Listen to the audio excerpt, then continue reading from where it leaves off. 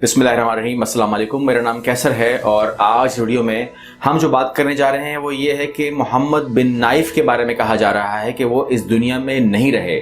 King Salman के सगे नेफ्यू अब नहीं रहे। ये जो मोहम्मद बिन नाइफ हैं ये 29 अप्रैल 2015 को इन्होंने डिप्टी प्राइम मिनिस्टर की सीट संभाली थी। क्राउन प्रिंस थे और 21 जून 2017 तक ये उस सीट पर विराजमान रहे।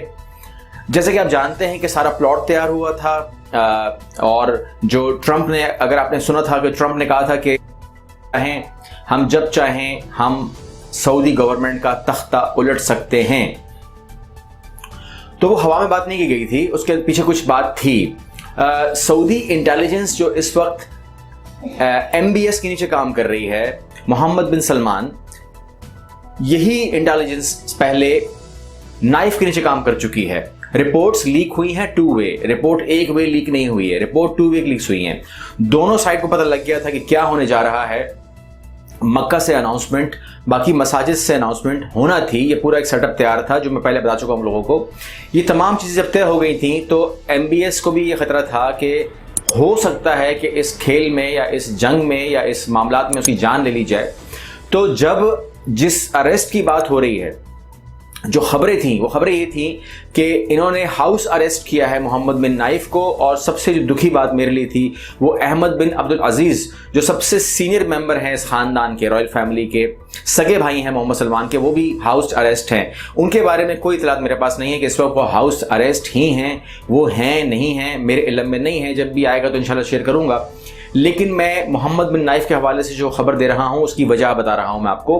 खलीज टाइम, वॉशिंगटन पोस्ट और अल जज़ीरा के हवाले से जो खबरें थीं वो ऑलमोस्ट थीं, लेकिन कल मेरे पास जो एक साहब का मैसेज आया जो मोहम्मद बिन नाइफ के शेफ़ थे, पाकिस्तानी शेफ़ थे वो, और वो इस वक्त रियाद में फंसे हुए हैं क्योंकि उनकी फ़्लाइट थी 15 तारीख की और उनको फ़्लाइट नहीं मिल सकी। और उन्होंने कहीं वीडियो देखी और उन्होंने कहा कि सर आपने कहा था कि 15 को फ़्लाइट हम ले सकते हैं मगर मेरी फ़्लाइट नहीं हो पाई, तो मैं इस वक्त रियाद के एयरपोर्ट पर फंसा हुआ हूँ, मेरे लिए क्या हुक्म है, मैं क्या करूँ। तो उसने मुझे वो बात बताई। बहरहाल जब मेरी बात उससे हो रही थी कि मैंने उसको जब खुशखबरी दी कि पाकिस्तान से कुछ फ़्लाइट्स PIA की जो है वो ऑपरेट होंगी, खाली फ़्लाइट्स जाएंगी और वहाँ से वो लेकर आएंगे उम्रा ज़ायरीन को, और जो वहाँ पर अकामा होल्डर्स हैं और जो वहाँ जॉब कर रहे हैं और जो विजिट वीज़ास के ऊपर हैं उनको सर्विस दी जाएगी। उसकी तफसील मैं दूंगा पूरी कंप्लीट आपको, और आप वो PIA फ़ोन करके भी मालूम कर सकते हैं।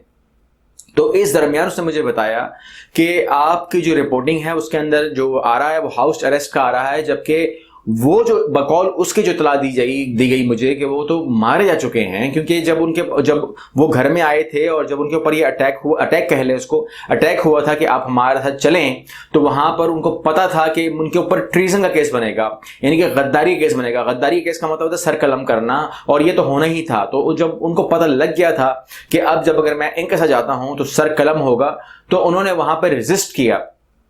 कहा जाता है कि उस रेजिस्टेंस, जाहिर सी बात है कि आप हुकूमत वक्त से नहीं लड़ सकते, उस रेजिस्टेंस में जो है मजबूरन ये काम करना पड़ा। और उसके बाद जो है नमाज जनाजा, बकौल उनके नमाज जनाजा हुई है, दफनाया गया है, तमाम एक्टिविटी हुई है वहाँ पर, लेकिन कोई अनाउंसमेंट नहीं है और ना ही ये अनाउंसमेंट होने वाली है। इस बात को जब तक वो दब सकती है दबाएंगे और शायद ये कभी सामने लेकर ना आए, क्योंकि हो सकता है कि सामने हमारी खबर नहीं आए। लेकिन जो घर के अफराद थे तो वहां से अगर ये खबर लीक हो सकती है तो फिर तो लीक हो गई है। औरतों को घर भेज दिया गया था, नौकरों को जो है हिदायत की गई थी कि आप अपना अपना सिस्टम देख लें जो भी आपके ममालिक हैं।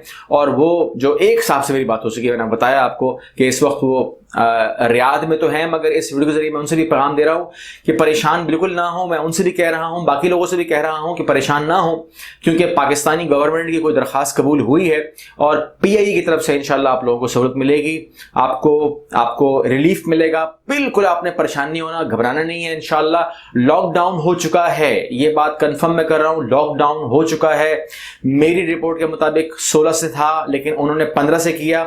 कर सकते हैं, उनको हम नहीं गलत कह सकते, لیکن لاک ڈاؤن کے باوجود پاکستان کو جو سہولت ملے گی انشاءاللہ وہ یہ ہوگی کہ 2 ہفتے کا ٹائم ہمارے پاس ہوگا, ہم اپنے لوگوں کو نکال پائیں گے انشاءاللہ.